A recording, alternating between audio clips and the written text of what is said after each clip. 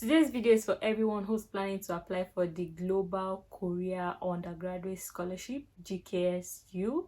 Yes, if you're planning to apply for the scholarship or you're already doing the application, in this video I'm going to be dissecting everything you need to know about the scholarship. Don't go anywhere. You want to watch this video to the end.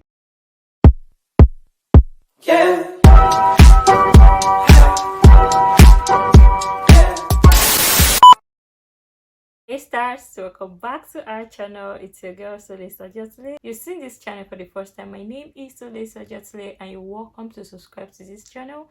You're welcome to join the stars community.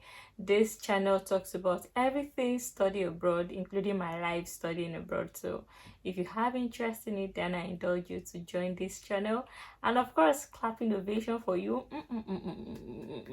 And hug ovation. Oh yeah, so let's get straight into today's video. I'm going to be talking about the Global Korea Undergraduate Scholarship. Yes, I've formally talked about the Global Korea Scholarship, but the video was highly concentrated on the Global Korea Graduate Scholarship. So here in this video, I'm going to lay specific emphasis on the undergraduate scholarship. So if you're very interested in the graduate scholarship, then I indulge you to go back to the video I've made before. I'm going to link it up in the card and you can watch it. So let's get into the video. Every year the Korea government, when I mean the Korea government, I mean the South Korea government, yes, they give out scholarships for people to study in Korea. They give out graduate scholarships and undergraduate scholarships. The graduate scholarship application opens every year in February and the undergraduate scholarship opens every year in September. The application open every year in September. This September, and it's presently open, and that's why I felt like it was necessary for me to make a video about it, explaining everything I know about the Global Korea Undergraduate Scholarship. First off, what you need to know is that the scholarship is fully funded.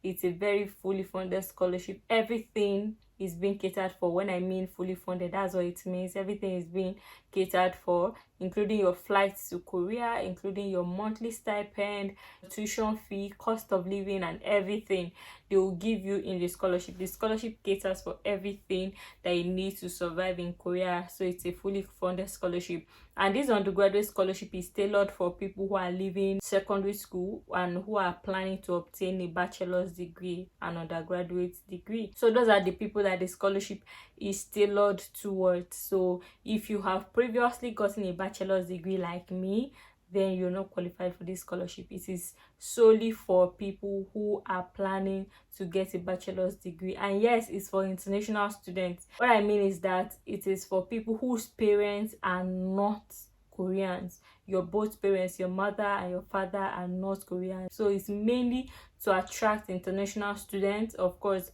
countries that South Korea have dealings with, have good relationship with, that they are bringing into Korea. They are calling their nationals to come and register and school in Korea. So it's to attract foreign students to Korea, basically. In this particular Global Korea Undergraduate Scholarship, it is divided into two. There's what they call associate degree and there's what they call bachelor's degree. So if you're applying, you need to pay attention. Bachelor's degree is like your normal degree, then associate degree is not up to bachelor's degree. So if you're planning to get a bachelor's degree, then make sure what you're applying for is bachelor's degree. Also, another thing that you need to know is the number of years of study. If you're doing a bachelor's degree, you're going to be spending almost 5 years in your course. So a 4-year course will be undertaken like 5 years because you need to use 1 year to learn the language, to learn the Korean language. And then if you're doing associate degree, it's going to take you like 3 years. You need to do associate degree for 2 years, then you need to learn language for 1 year. So make sure that you're applying, you are not doing mistake and applying for associate degree if you want a bachelor's degree. Okay, so let's talk about application process.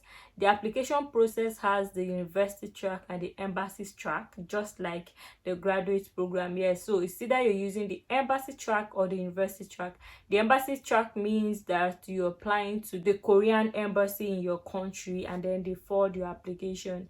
And then the university track means that you're sending your document from your home country down to Korea to the university you want to apply for, and then the university will continue with the selection process, go through your documents and make selections. So that is what it means. Also, it is very important that it is not all universities in Korea that are eligible for application. It's not all universities that you can apply for.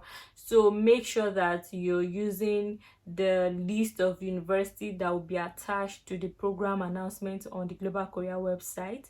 Make sure that you're using it as a guide to choosing the universities you want to choose. The website is studyinkorea.kr. I'm going to put the link in the description of this video so that you can just click through and go straight to the website where you see all this information. You just need to go to the scholarship section, then go to the notice section of the website. Then you see the form attached and the application guide, the list of universities, and also the application form itself that you need to fill to submit. So let's run through the application process very fast. So for the embassy track, what you need to do is that if you're applying through the embassy, you're supposed to choose 3 universities to apply to, and if you're applying through the university track, you need to choose 1 university that you can apply to. For the university selection, they have what they call type A universities and type B universities.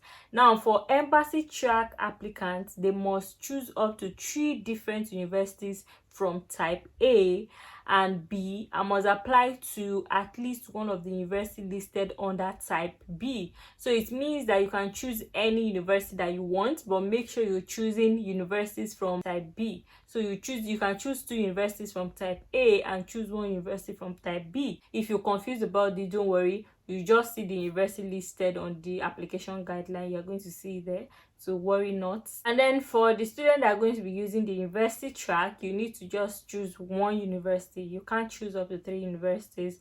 You have to choose 1 university that you're going to send your application form to. That's how it works. Also, it is very necessary that you know that every year they have quota. So this year, if your quota, your region, your country have 9, it may be 20 next year. So it all depends on the quota that is being allocated to your country. It's always written in the application guideline, and it means that's the number of people they are able to choose from your country in that particular year. So if you're applying, you want to also know the quota so you know how to belt up, so that even if it's 1 person they are expected to choose from your country, your application is very strong that they are choosing you. Okay, let's talk about the eligibility criteria. One thing you should know about this particular scholarship is that you are not supposed to be more than 25 years old when you're applying for this scholarship here. So if you're both 25 years old, you are not eligible to apply for the Global Korea Scholarship. The people that are eligible to apply are people that are under 25 years old. It is not all countries of the world that are permitted to apply. It is people that the Global Korea Scholarship and the Korean government wants them to apply to this scholarship that can apply. So make sure you check it and your country is there and eligible to apply before you apply. Also, another requirement is that your score in your previous study, your transcript in your high school or your secondary school, you must show that you meet up to 80%, like your score is up to 80% of the total grade. There is a way to convert your CGPA or your score. There's a way to convert it into this, so you know if you meet the eligibility. Now let's talk about the document that is required for you to have. You need to show your proof of citizenship and family relationship. You need to do this by showing an ID card, like a national ID card of the country that you're coming from, to show that you are a citizen of that particular country that you are claiming. You also need certificates of graduation. This can be your high school certificate or your secondary school certificate.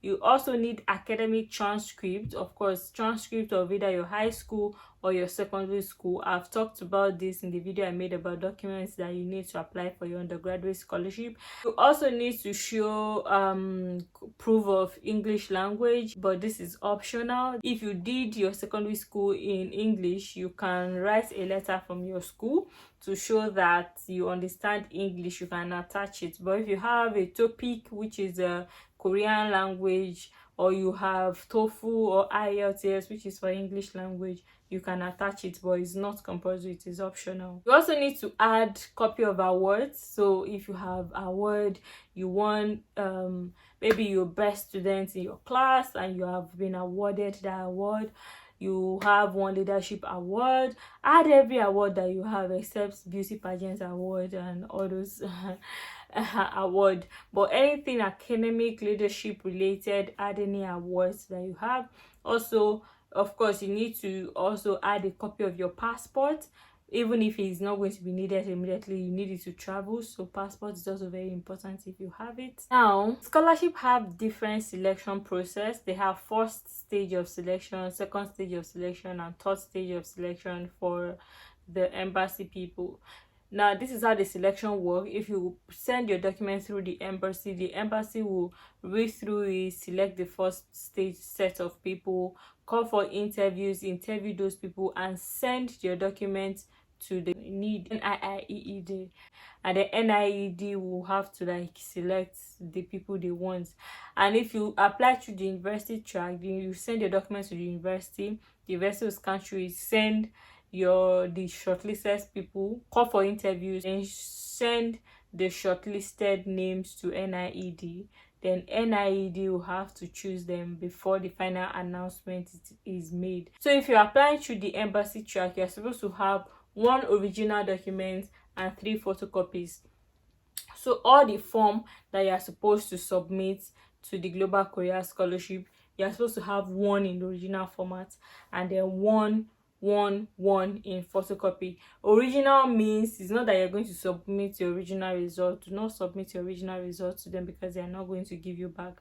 But what they will do, what they do to ensure that it is original, what you have to do to ensure to meet that original requirement is that you are supposed to either notarize or apostille the document. Now you have to reach out to the embassy or the university that you're applying to tell you what they feel like it is correct for you to do. Take it to the Ministry of Education to apostille the document for you, and the Korean embassy, they need to do that for you. But first of all, make sure you're reaching out to the university and the embassy you're applying to give you some specific guidelines. So all this information can be found on the Study in Korea website. Study in Korea website is there. You see the application guideline there. You see how to convert your CGPA there to the CGPA that they want. Basically everything you need is on the guideline. I'm going to put the link in the description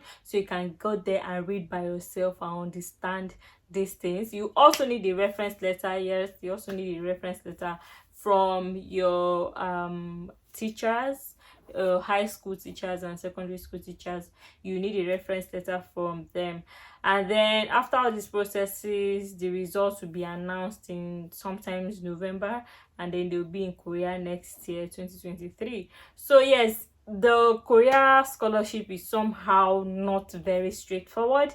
So if you have any question that you want to ask me, please put it in the comments of this video and I'll be happy to respond to them, because it is inexhaustive. Like the Korea scholarship, it's a very tricky process. So if you have any question, you need any clarification, please ask me in the comment section and I am going to answer them. Okay, so thank you for watching this video and I'll see you again in my next video. Keep shining. Goodbye.